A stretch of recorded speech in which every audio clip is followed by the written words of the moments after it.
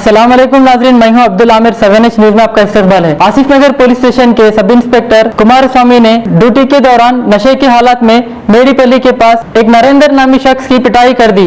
जो पुलिस लोगों को ड्रंक एंड ड्राइव में पकड़ने वाले खुद पुलिस वाले खुलेआम शराब पीकर अवाम पर गुंडागर्दी कर रहे हैं। नाज़रीन, इनको देखने वाला कौन है, इनसे पूछने वाला कौन है? ऐसा लगता है कि सारा एडमिनिस्ट्रेशन खत्म हो चुका है।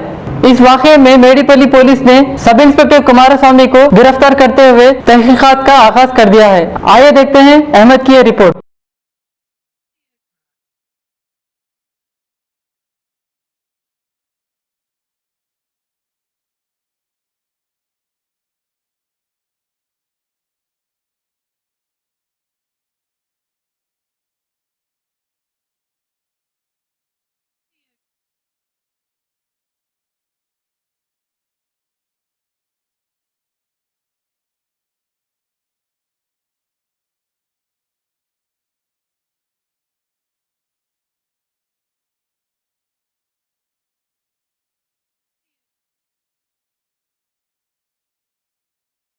खबर है शहर की, खबर है गाँव की, खबर है सारी दुनिया की। 7H न्यूज पसंद आए तो लाइक कीजिए, शेयर कीजिए और सब्सक्राइब करना ना भूलें। 7H news.